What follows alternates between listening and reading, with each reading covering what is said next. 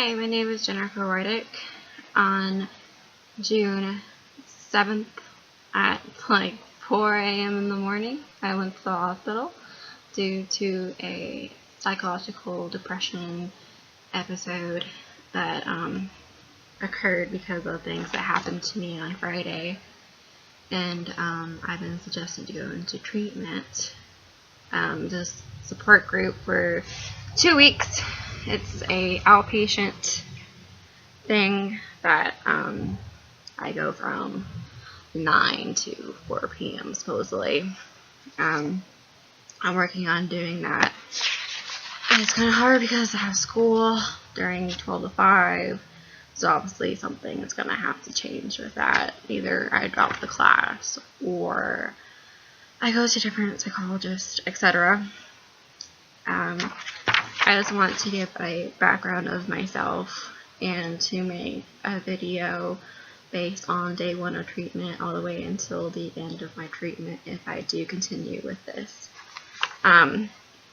So, a little background.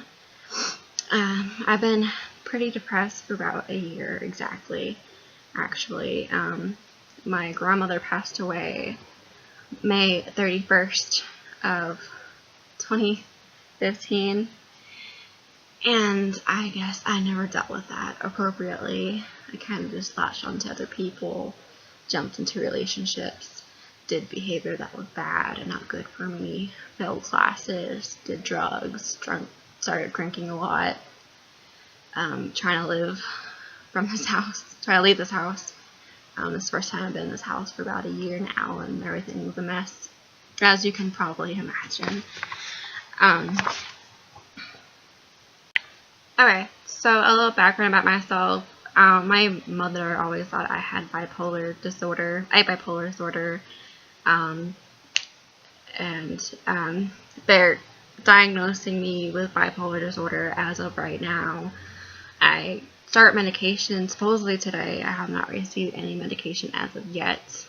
That will be tomorrow. Let's see. So, I guess I'll start here.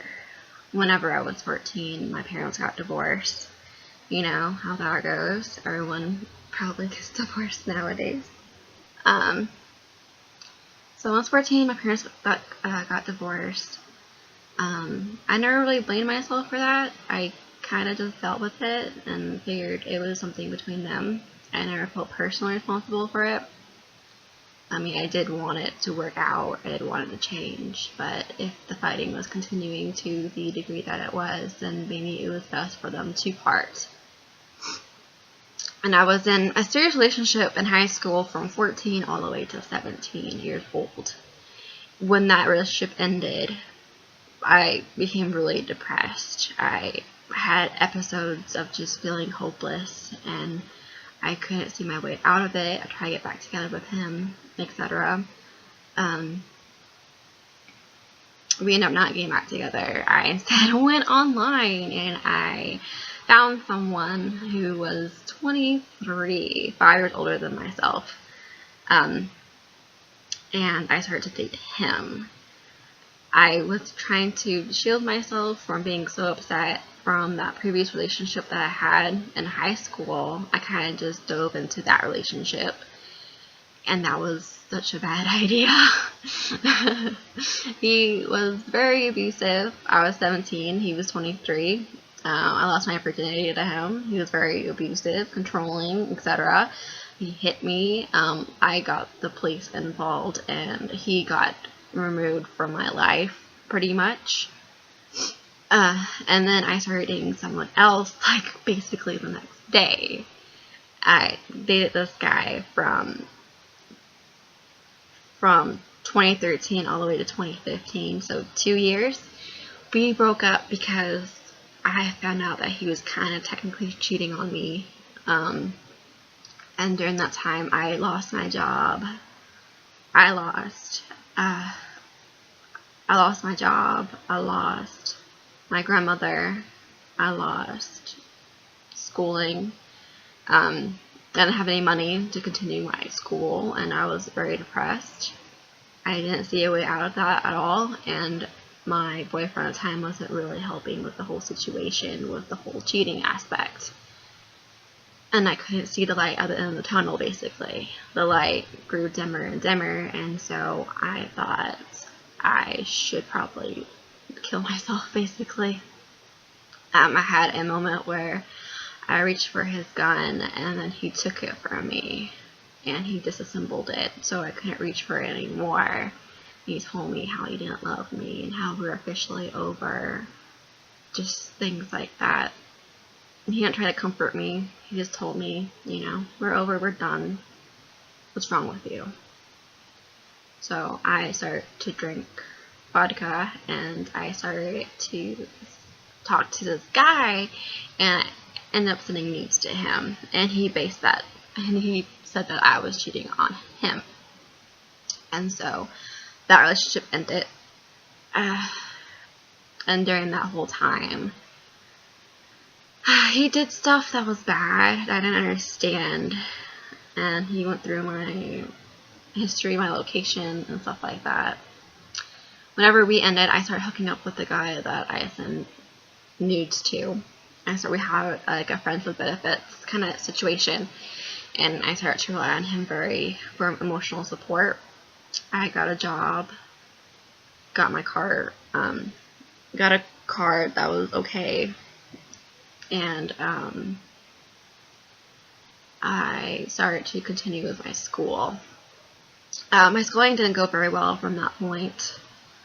I joined like several classes, and it went really bad. I failed all of them except for English. And then the guy that I was like friends with benefits with, that didn't end up working out based on just me. I didn't want to continue that relationship, and so I went into this other relationship that was kind of detrimental, wasn't very healthy. I started doing drugs with him. I started drinking with him. Was still doing really bad in my classes. I was trying to recover, and since I was smoking pot and drinking, I didn't really care. But I did pass English. That relationship ended. It only continued for about 2 months, and it ended quite soon. That relationship only lasted for about 2 months, and it ended in January. So from October to January, kinda. As soon as that relationship ended, I jumped back into my previous relationship with the guy that was emotionally supportive. He started supporting me emotionally. I started telling him my problems and everything that was going on, and he started to try to financially support me as well. We went to a trip to New Orleans together that I was originally planning to go with my ex-boyfriend at the time. And so me and the guy that didn't emotionally support me, our relationship was okay. It started off really good. I figured he'd change and everything was different, and etc. About a year from when we officially broken up, the anniversary of my grandma's death, he decided to make a fight with me over me texting a guy friend that I had previous relationships with how his mom was doing. And that turned into a 2-day fight. And I decided to go on break with him. That it was not working out. That he wasn't changing. He wasn't listening to what I had to say.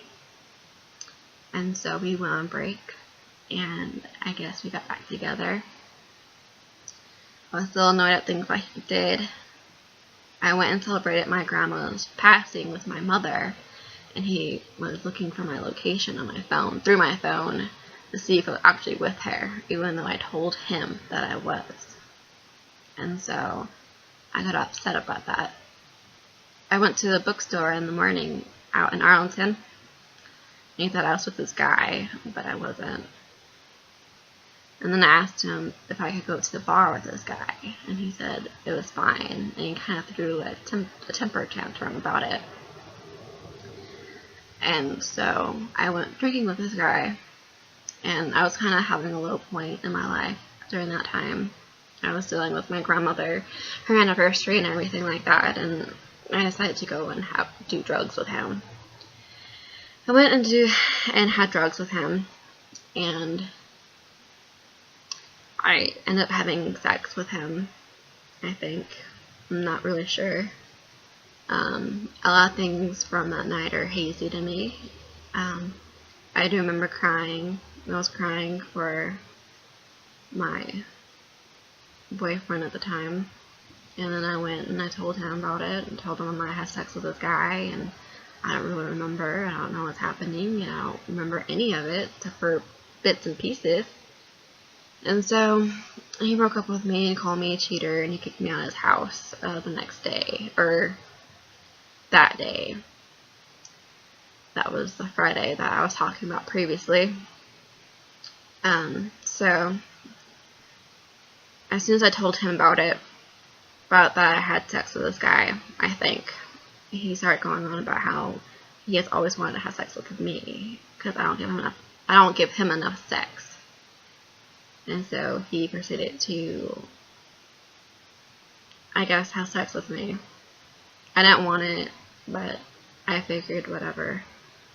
At that point, I already felt kind of used and violated, so what's another person to use me and violate me, even though I did not want it. I mean, people, so it's whatever. So that happened all on Friday.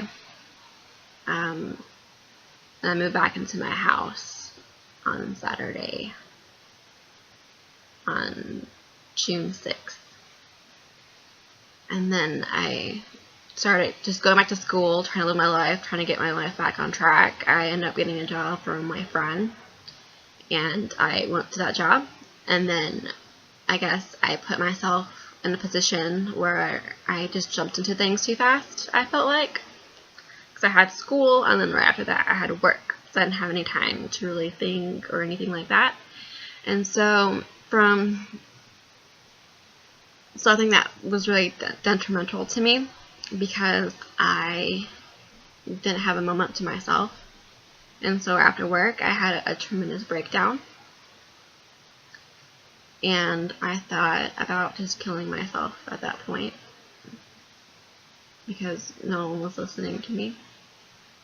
I felt like, you know.